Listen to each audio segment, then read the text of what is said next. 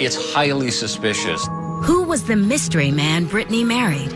I think anyone you talk to who did any business with him, the word that everyone uses is shady. That's the word. It's just shady. I think if Britney had not gotten involved with Simon, she would be around today. These are pictures I took of Britney. And why did he allow cameras into their home just 3 months after she died? He looked disheveled. He was sweaty. He looked sort of out of it. In the wake of the 2 deaths, a firestorm of speculation. Everyone automatically just said drug overdose. We heard about toxic mold. We heard about prescription drugs. Could it have been mold in the house? Could she have been poisoned? It was a definite murder situation. Tonight, a look at the life and death of Brittany Murphy and the inside story from friends and colleagues who knew the couple. They kept telling me he wanted to kill himself after she died. At one time, Brittany Murphy had it all. Ashton and Britney were a tabloid couple made in heaven. So how did this Hollywood fairy tale turn into a nightmare? Britney Murphy's legacy, unfortunately, is not going to be her star power. It's always going to be her tragic, untimely death.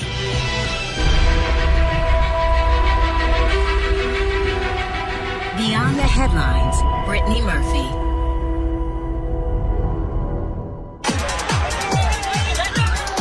Brittany Murphy, a one-time rising star in Hollywood. When Britney was on film, she lit up a room. A darling of the red carpet. What makes anybody a star is not talent, it's it. And she had it. Her death at the age of 32 is stunning. I couldn't move because it just started to sink into my mind that she was dead. Couldn't understand how, what, why. How did it happen? Did she fall? Was she, was she on some sort of medication that made her fall? We had lost someone that used to be America's sweetheart, and it came with very, very little warning. Everyone automatically just said drug overdose. Like, it wasn't even, people didn't even have people telling them it was a drug overdose. Everyone just assumed it. Autopsy results point to several factors. According to the Los Angeles County Coroner's death report, there are 3 different causes listed as her primary cause of death. One was pneumonia, one was iron deficiency anemia, and the other was multiple drug intoxication. The drugs in her system are consistent with over-the-counter and prescription medications. But rumors of drug abuse, rumors that had dogged Britney through much of her career, refused to go away. There's a lot in the press, oh, she was on drugs, or she was, taking all these drugs, and oh, she was doing that, this, and this, and this, and it just wasn't true. Britney was very against drugs. When her husband Simon Monjack dies 5 months later in the same house, the speculation and rumors that followed Britney's death escalate. After Simon died, the celebrity community exploded in conspiracy theories. It was surreal and sad enough when Britney died, but then just months later, Simon died in the same house. It just got spooky. It just got really weird, really twisted. Hollywood wondered, had drug abuse been a factor? Could it have been a freak accident or even foul play? It's highly suspicious that Brittany Murphy and her husband died within months of each other of the exact same cause. Some of the questions surround Monjack, who married the twice-engaged actress 2.5 years earlier. They seemed an unlikely couple, and their marriage surprised many. Simon was a British fella. They met in Hollywood. They fell in love, and it was very mysterious. Nobody really got to the bottom of that relationship. Why did she marry Simon? I think she loved him, for sure. And he was totally devoted to her. There's no question about that. He was totally emotionally lost when she died and just couldn't handle it emotionally. In January 2010, just a month after Britney died, he appears alongside her mother Sharon on NBC's Today Show. He blames Hollywood for his wife's downfall. Hollywood is a village, and once you upset the villagers, they talk, and they gossip, and they rumor, and they have blood on their hands. And I hope they wash them with very hot water, because the way they treated Brittany Murphy when she was alive was terrible. But what's more important now is her legacy. Is the legacy of a young woman who dreamed of changing the world. Welcome you to my house. But you found here. And then 2 months later, Monjack invites Radar Online's cameras into the home he and Brittany shared. And the unshaven and disheveled widower gives a tour. A couple of thousand pieces, you know. We have, what do we have? Matthew Williamson dresses. But there's just so much of it. Simon gave a very bizarre tour of the house. Here is where the money's made. People never really understood why he did that. This is the camera system. It's actually 56 cameras that cover the house. Inside the house, outside the house. He looked disheveled. He was sweaty. He looked sort of out of it. Nobody understood why he was doing this. Yeah, these are pictures I took of Brittany. This was actually the picture that we used as at the funeral. Framed by the funeral home in the first sort of final bow. He clearly was in a very, very dark place in his life. Along with the tour, Monjack sits for an interview where he explains his motivation. You know, and I'm sure people are going to say I'm doing this interview for attention. Not really, you know. I've had enough attention doing this interview because there needs to be a record of the truth. I think Simon felt he could not live without her, or did not want to live without her. I know that. He called me up and he kept telling me he wanted to kill himself after she died. This was a man that was full of life. Publicist Roger Neal, hired by Monjack after Brittany's death, witnesses the widower's declining health. The last time I saw him, we were meeting, and, you know, he'd be talking to me, and all of a sudden he would just drift off to sleep, sleeping. He was ill. Sharon said he had the flu. He was sweating profusely, coughing, and I didn't know I was watching someone die in front of me. Simon was physically not in the best shape of his life. He was overweight. However, nobody thought he would die. But 2 months after giving that on-camera tour, he did. Some tragic news out of Los Angeles, where the husband of the late actress Brittany Murphy was found dead in his home. When I got the phone call, I was definitely in shock because I had just been with this man for 6 to 8 hours earlier, and I was in disbelief. I'm like, well, Simon's dead. That's impossible. The Los Angeles coroner performs an autopsy, and the findings are surprising. Some of the causes of death were the same for Brittany. According to the LA County Health Department, the cause of death for Simon was 2 things: an acute pneumonia and a iron deficiency anemia, very similar to his wife. Monjack is found by Brittany's mother, Sharon, who lived with the couple in Brittany's Hollywood Hills home. It's hard to comprehend losing a daughter and a son-in-law so quickly, so fast, so unexpectedly. So she's obviously devastated. She loved him like a son. He loved her like a mother. She's distraught, but she's strong at the same time. Sharon was just starting to get to the place where she could properly mourn when Simon passed. She was reliving her nightmare all over again. She just said to me, I feel like the Band-Aid's just been ripped off, and I'm not even healed yet. She goes, I can't take it. She was just beside herself. I know her mother is probably still struggling. She has to be. This was just a tragedy on top of another tragedy. If my child died like that, I would. I don't know what I'd do. I mean, that's just horrifying. I don't know how many people could handle that kind of loss of those kind of close people to you in that short amount of time. Coming up, Brittany's grieving mother searches for answers, while her father makes an unexpected claim. Her father made people very nervous. And later, It wasn't long after Brittany started losing weight, the cocaine rumors started. Now, this happens to almost every actress in Hollywood. If they start losing weight, either it's drugs or an eating disorder.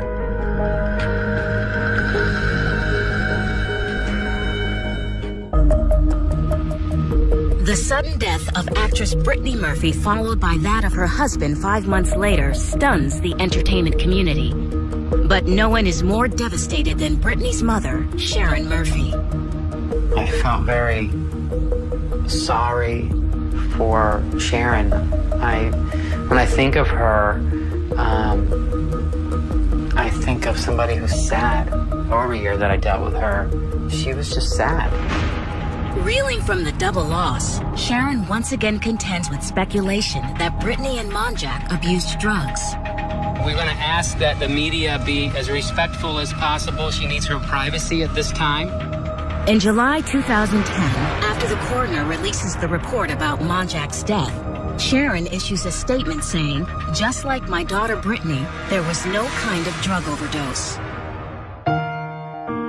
The single mother had nurtured her only child's dreams, even moving them to California so Brittany could pursue acting. By all accounts, the two, who lived together up until the actress's death, were inseparable. You couldn't get a closer mother-daughter relationship. Her mother was there by her side every day on set. They were connected. I mean, there was no doubt about that. Brittany and Sharon were a pair, all the way to the end. Sharon was reportedly also extremely close to her son-in-law. Sharon thought of him like a son. All they had was each other. So, you know, you learn to lean on the person who's the man of the house. And he became the man of the house. Initially, Sharon Murphy dismisses any connection between the deaths of Brittany and Monjack. When rumors emerge alleging toxic mold killed the actress, Sharon calls them baseless. But she later files a lawsuit that suggests she has changed her mind. Sometimes people who are overcome with emotion and grief express that in the legal system. An earlier claim brought against the builders of the Hollywood Hills home for construction defects was filed before Brittany died and was ultimately settled. But 2 years after Brittany's death, Sharon sues the attorneys who had advised her to settle. Because by settling, she lost the ability to ever sue the construction firm for wrongful death. The entertainment media jumps on the story and reports the new lawsuit means that Sharon now believes in the toxic mold theory. She ended up suing her lawyers, claiming they weren't honest and upfront with her about the nature of the action against the home builders. That lawsuit is ultimately settled and the terms are not disclosed. Meanwhile, a figure from Brittany's past emerges, Angelo Bertolotti. He says that he is Brittany Murphy's biological father, and he sued to establish that fact. He wanted to establish his paternity so he could have a more legitimate role in exploring her death. Sharon and Bertolotti divorced when Brittany was only 2. It was really just Sharon and Brittany. I mean, the dad really wasn't around. Sharon was a single mom. I had never heard about a father. He did interviews, he did press conferences, he demanded to find out the truth, all at the same time, only bringing more attention to himself. In January 2012, a little more than 2 years after his daughter's death, Bertolotti, dissatisfied with the coroner's explanation, sues to obtain Brittany's hair and tissue samples. Ultimately, he did get these samples that he sent to a laboratory that came back with some very shocking results. Almost a year later, in November 2013, Bertolotti reveals that an independent laboratory found what it called high levels of 10 different heavy metals. He claims the results showed that lots of foreign toxins were found in her body, including some toxins that are often linked to those in rat poison. Bertolotti goes public with his findings and makes a bold claim on Good Morning America. I have a feeling that there was a definite murder situation here.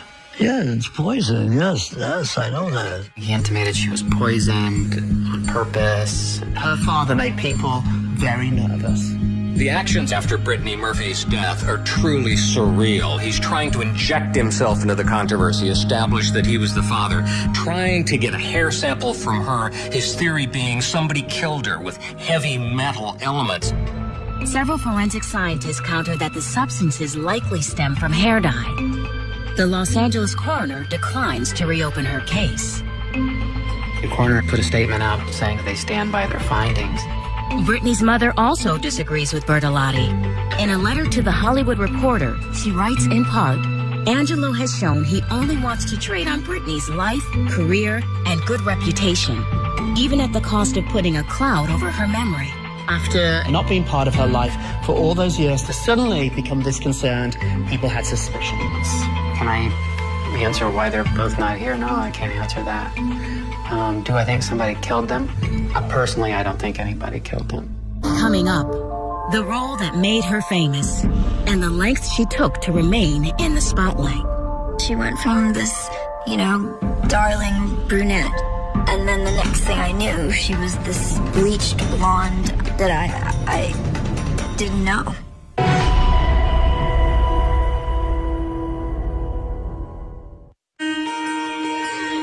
Far from the bright lights of Hollywood, Brittany Murphy grows up more than 2,500 miles away in Edison, New Jersey, where she lives with her mother, Sharon. They were a middle-class family, hardworking people, very nice. Sharon worked very hard to support Brittany. She was the chief cook and bottle washer with Brittany, really. From an early age, Brittany pursues her dreams. Brittany came to the studio with her mother, Sharon, when she was between 3 and 4. She was the most delightful child. She was a bubbly little girl with curls and happy and wide-eyed about the dancing school. She was loved by all her classmates. Brittany was friendly and happy and loving. There was no show-off child. Brittany studies singing, acting, and dancing at the studio then owned by Vern Fowler Kreisel. Her mother knew she was a very talented child. Her mother knew that right away. I know she did. She never missed a line. She never missed a word. She knew everything. She was in character at every moment. I didn't know at that point whether she would dance, whether she would sing or act. She could do all three and do them well. While still in school, the ambitious teen lands several national commercials, including this Twix spot. Her mother found some agents in New York. That's how she got started with commercials. Going into the city with her mother, and they grabbed her like crazy. She was busy all the time. Brittany reflects on those early years with the Today Show's Matt Lauer. What are the pros and cons about starting acting at such a young age, 12 and a half for you? What's the good part? What's the bad part? I never saw any cons because I always wanted to entertain. It wasn't specifically, I didn't know I would be a part of this medium. And I feel really blessed. And, the route that life has taken me so far. But I loved entertaining people. And the fact that then I was able to do it, I'd been asking, my mom, we lived in New Jersey, to bring me into Manhattan when I found out that there was a place to go where you could be on TV, since I was 7. I never heard Brittany say, I want to be a star, or I want to be a movie star, but I really think she did. Seeking bigger opportunities, Brittany persuades her mother, Sharon, to move to California. Quickly, Brittany's spunky charm brings small roles on TV sitcoms. When Brittany first started getting roles in Hollywood, it was a lot of TV work. She did a show called Drexel's Class. She did Sister to Sister. She did Party of Five. A lot of, one-offs. But Brittany gets her big break when she auditions for an upcoming teen comedy. She is cast alongside another relatively unknown actress, Alicia Silverstone, in the movie that would be Clueless.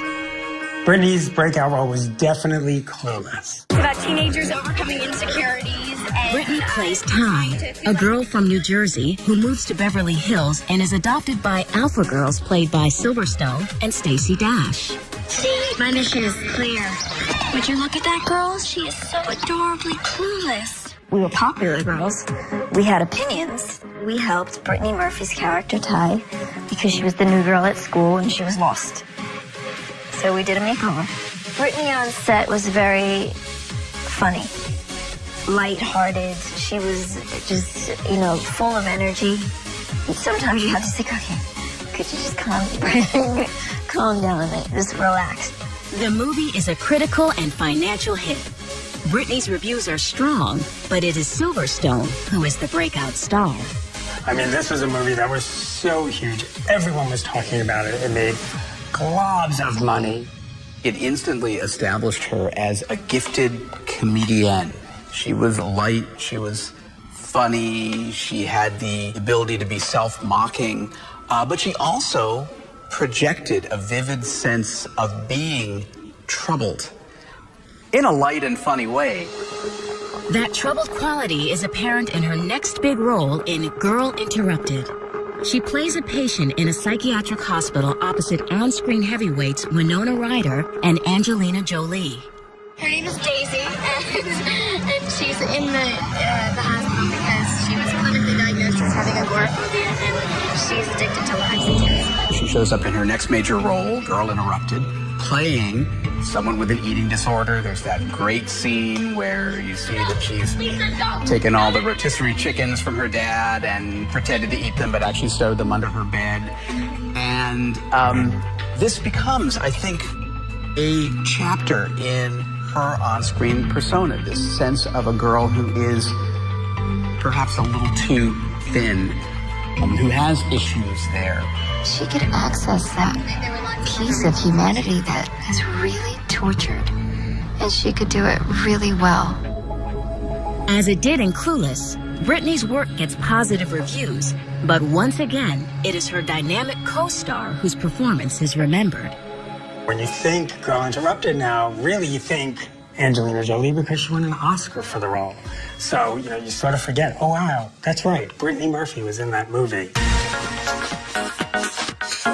Ultimately, Brittany finds Hollywood has a limited appetite for the adorable brunette girl next door sidekick.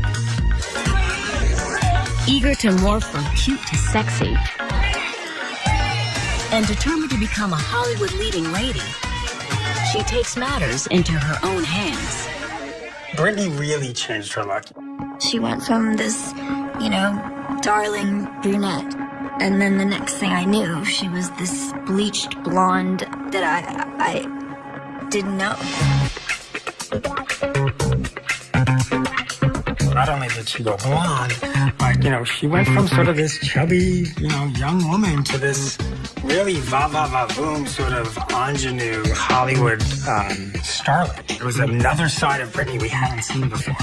Becoming a woman, becoming confident. But people definitely noticed that she started losing weight. Along with a startling slim down come rumors of drug abuse and eating disorders. It wasn't long after Brittany started losing weight, the cocaine rumors started. Now, this happens to almost every actress in Hollywood. If they start losing weight, either it's drugs or an eating disorder. It just happens, that's what people start suspecting.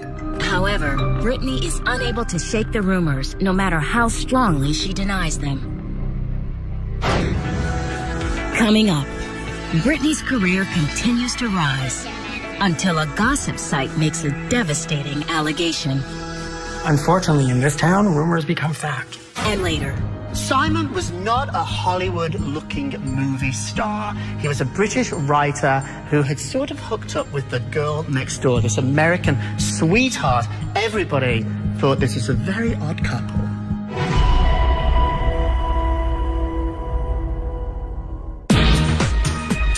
Brittany Murphy arrives in Hollywood with dreams of stardom. Her breakout role in Clueless puts her career on the fast track. Now, determined to move beyond the cute ingenue to sexy leading lady, she dyes her hair, changes her wardrobe, and pursues bigger roles. Her next part in the 2002 hit 8 Mile cements her reputation as a dramatic actress. 8 Mile, I think, is far and away Brittany Murphy's best movie and her best performance. Her performance earns critical praise, but once again, it is her co-star, rapper Eminem, who has people talking. She got a lot of attention, but again, like many of her other projects, it was a supporting role. So when people think 8 Mile, they think Eminem. How was he as an actor? Extraordinary. See the film. Oh my Lord. And do you think he's extraordinary because he's playing a role that's so close to his life? I think he could play any role he wanted to if he decided to. I have a wealth of faith in him as far as his talent is concerned. I find the man is a genius. On-screen chemistry with Eminem leads to rumors of an off-screen romance. You two had a relationship for a short time, I understand. Yeah, that's what they're saying, huh? Yeah. They said that. Well, you said that too, didn't you? They said that. No, they said it, and then I responded. But not anymore, because I see rings on your finger there. And yes, this is for a film called Just Married. That has nothing to do with a guy? January 10th. It's a promotional plug. And I fell for it. Promotional plug or not, her next leading man in the 2003 comedy Just Married also becomes her leading man off-screen, Ashton Kutcher. These two, Ashton and Brittany, were a tabloid couple made in heaven for how cute they looked together. However, the relationship ends in less than a year. She loved being in relationships. When Ashton, which was her first, high-profile relationship ended, it broke her heart. Despite some setbacks on the personal front, Brittany's professional life continues to thrive. In 2003, she co-stars with 10-year-old Dakota Fanning in Uptown Girls. This was the first time that you're expected to drive the movie. Geez. I suppose so, if you say it like that. Well, no, but it's an important thing, and I'm curious, what made you choose this role, then, as kind of your coming out party? I didn't really intend it to be a coming out party, and I intended to make a film that basically the entire family could see that was full of a ton of heart. And when I read the script and the offer came in, it was just... It was as if there was pixie dust sprinkled all over it. It was magical, and it was funny and charming, yet still had romance. Brittany earns $1 million paycheck for Uptown Girls. This was a lot of money for someone like Brittany. This wasn't someone who came from money. Now that Brittany is making real movie star money, she buys a real movie star house. It was built by Madonna. Madonna sold it to Justin Timberlake and Britney Spears, and Justin and Britney sold it to Brittany Murphy. Just really a beautiful place. Definitely a star home. Brittany and her mother Sharon move into the Hollywood Hills home together. When you buy a house in Hollywood like this, it says, I've arrived, I've made it. But once you've arrived, the pressure mounts to stay on top. And in Hollywood, for an actress, that can mean constant work maintaining an image of perfection. I think there is absolutely too much pressure to be even thinner on set, and that there's always a part of your body that could be improved upon. When you feel like your career is slowing, you think, okay, am I not thin enough? Am I not pretty enough? Am I not good enough? Rumors about an eating disorder and drug abuse persist despite Brittany's insistent denials. She went on record with Jane Magazine and said, I had never done cocaine. I've never done cocaine. I'm losing weight because I'm just a healthy girl. I'm doing it the right way. But the rumors persisted because once a rumor like that is out there, it's really hard to shake it. Along with the eating disorder rumors, there are whispers that she's unreliable and difficult on set. Rumors that her friend and body double, Meredith Zeeley Ostro, strenuously denies. I really didn't understand when people would say, oh, Brittany, and I'd be like, what? Oh, Brittany. She showed up every day, whether she was sick or not. She really wanted to give herself fully to whatever production she was on. That was my experience of her on set. Still, the rumors continue, and Brittany's reputation hits bottom, thanks to a blind item on a gossip site about an actress called Jordache Junkie. There was a blind item about a Jordache model who'd been having sex with somebody at a party. Blind items are terribly, terribly damaging. They have everybody guessing who the celebrity is. The New York Post points to Brittany, who recently became the new face of Jordache jeans. All this certainly took its toll. She suddenly became no longer an actress, she became a punching bag, she became a tabloid baby. Brittany denies the allegations, and the New York Post issues a retraction. But it's too late. These rumors just it's just a snowball effect. Even if that starting rumor's not true, and it just keeps building and building and building, unfortunately in this town, rumors become fact. Several weeks after the Jordache Junkie blind item, she and her long-term agency split. Did they part ways? Did the agent fire Brittany? Again, rumors, speculation. Her personal life also spirals down. In 2 years, she has 2 broken engagements. But is her luck about to change? Coming up, a new man sweeps Brittany off her feet, and not everyone is happy about it. I think anyone you talk to who did any business with him, the word that everyone uses is shady. It's just shady.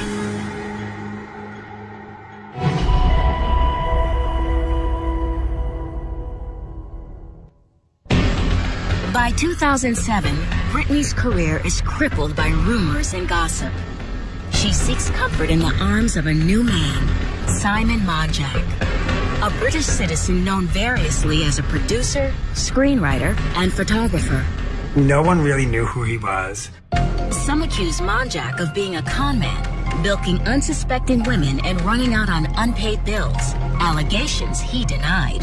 Simon has been caught in many lies. There were, lawsuits against him. She didn't know about his financial problems. He had some $300,000 in settlements he had to pay out. I think anyone you talk to who did any business with him, the word that everyone uses is shady. That's the word. It's just shady. To others, he is charming and highly intelligent, attempting to protect and relaunch Britney's career. I never got a feeling from Simon that there was any dishonesty. Otherwise, we wouldn't have been able to do business with him. Simon was a very well-spoken, intelligent, well-educated, interesting person. She liked that he was educated and really worshipped his intelligence. After a brief courtship, Britney marries Monjack in a small private ceremony in her Hollywood Hills home on May 5th, 2007. Simon was not a Hollywood-looking movie star. He was a British writer who had sort of hooked up with the girl next door, this American sweetheart. Everybody thought this was a very odd couple.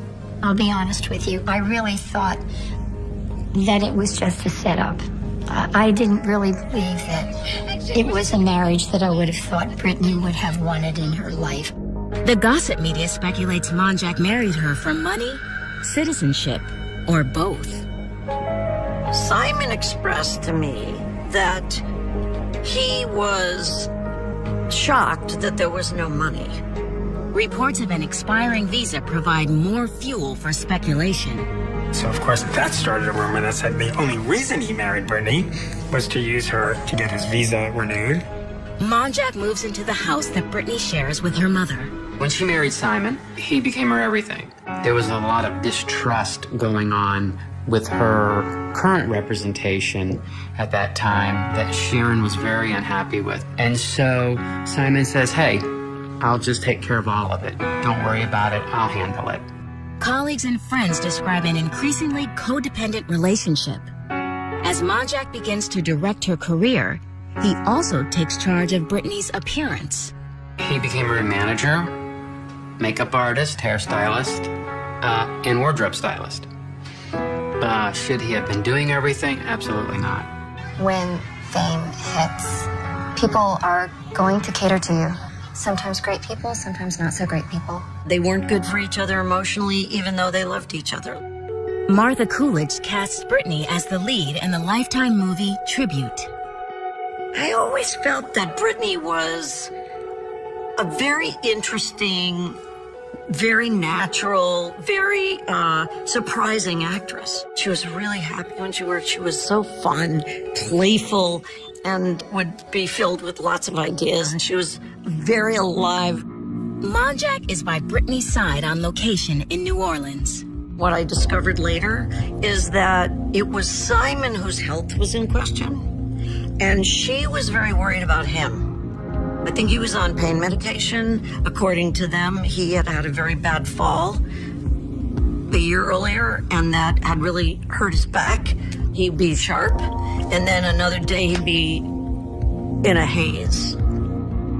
After the movie wraps and the couple returns to L.A., a local pharmacist accuses the couple of doctor shopping. Doctor shopping is not that infrequent in Hollywood. This is when celebrities have different identities and go to doctor after doctor to obtain more prescription drugs. They were ordering medicines and taking a lot of medicines from different doctors. Determined to get her career back on track, Britney studies ballet at a dance studio. Golden Koschuk helps her prepare for an audition for the lead in Black Swan. She had a perfect body for ballet. She was thin. All her muscle structure was strong. Maybe a little bit too thin. You know, that's something we talked about with her. Ultimately, Britney doesn't win the role in Black Swan. a film that would earn Natalie Portman an Oscar. Britney's career just sort of took a nosedive. She wasn't doing movies like Girl Interrupted. She wasn't doing movies like 8 Mile. In early November 2009, 2.5 years into her marriage, Britney, her mother, and Monjack fly to Puerto Rico, where she is to star in a low-budget thriller. Those last couple of films, they did it for the money. Sharon told me the conditions were horrible. The toilets didn't work, and the running water, there was no running water, and inside of the dressing trailer was wet. Simon was sort of handling everything by that time. He's not a manager. After one day on set, the actress and the production part company. There were rumors that it was because Britney was too difficult to work with. But, then Britney's side said, no, that's not true. The working conditions were awful. No one really knows the truth, whether she was fired or she walked. Back at home in Los Angeles, chronic anemia and a weakened immune system leave Britney racked with a serious respiratory infection. Yet she is reluctant to see a doctor. It's possible that anybody, including Britney, would have thought that going to a doctor is a bad sign or a stigma because you don't want it to get out. If it gets out, is there something wrong with me then? Coming up, a distraught mother makes an anguished 911 call. Is she breathing? Okay, so somebody's doing mouth to mouth?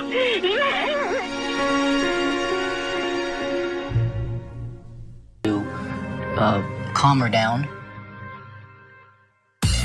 Whatever her state of mind in private, Britney is able to put on a good face for the public. Okay, so first of all, you look amazing tonight. Thank you. At a red carpet event, December 3rd, Britney describes her dreams for the future to access Hollywood. Her goal? Starting a family.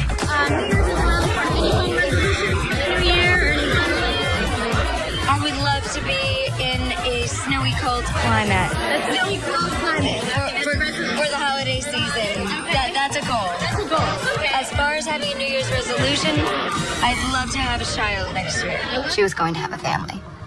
Being an actress was important to her.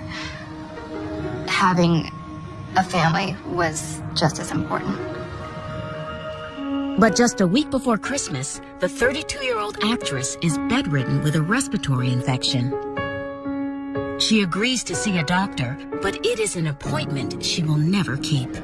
On the morning of December 20th, Britney was found by her mother in her bathroom. An anguished Sharon Murphy calls 911. My son is passed out. She's going to be turned back to back. Please go to Okay. Is she awake? Please, no. Is she breathing? No. Okay, so somebody's doing mouth to mouth? Yes. Okay. But Britney cannot be revived. They saw them come around the corner of the house.